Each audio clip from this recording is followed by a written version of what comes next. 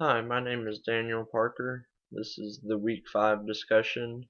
The topic is Economic Geography, and the title of the article is Applying Geographical Information Systems to Environmental and Resource Economics.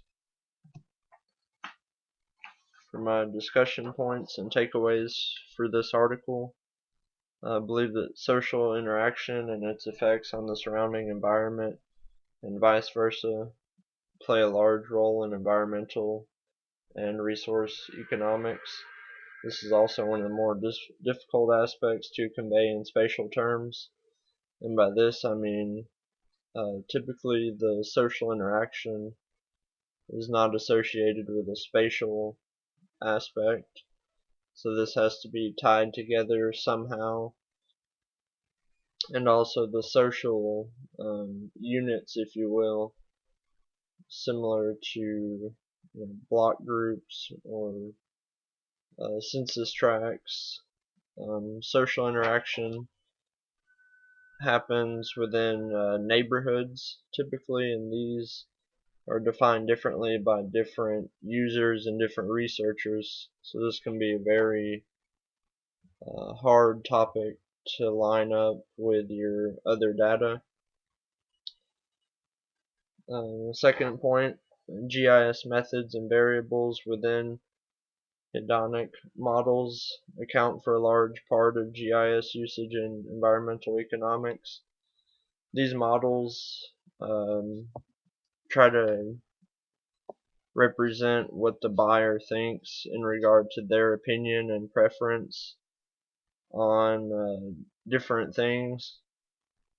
In this case, the environment in which they are and what affects their decisions. Maybe travel time, location, things like that. Next point is the modeling of proximity from one entity to another is an integral part of the use of GIS in this specific application. This is more along the lines of travel time and distance cost. It looks at how much it costs to travel a certain distance within your environment, and also how long it takes to travel, and not necessarily the physical distance, but more of a time related or cost related distance. This article highlights the problem with aggregation of data representing many different variables into one model. It can be a challenge because of issues with scale, granularity of data, and the division of data. And this goes back to the social interaction that I mentioned, where the division or spatial units of social interaction, i.e. neighborhoods, can be divided differently by different people. So several different data sets having to do with that topic would not overlap seamlessly. Whereas perhaps if you had data based on a county level, strictly spatial data, the county level or census block group is a predefined and generally accepted unit to decide to do your research at.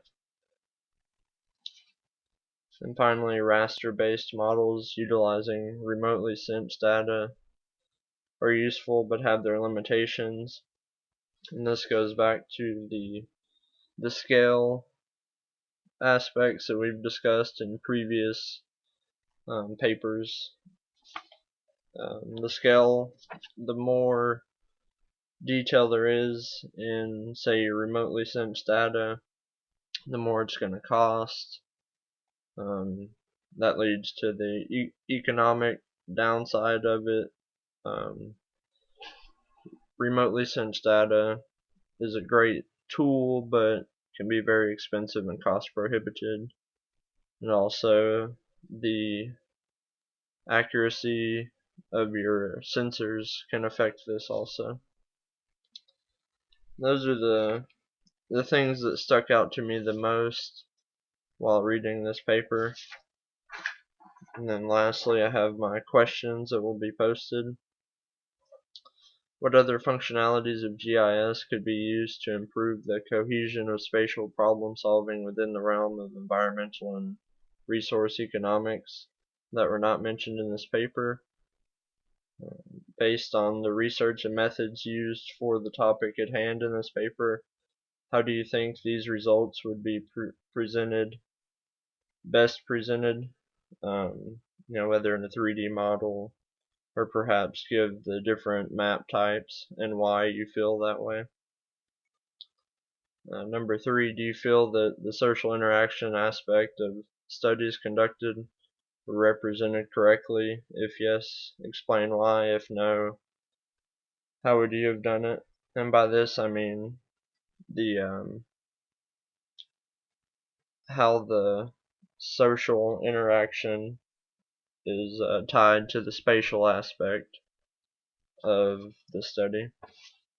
Number 4, remotely sensed data is a very popular data source for these types of studies. What are some drawbacks of this form of data and or the way it can be utilized?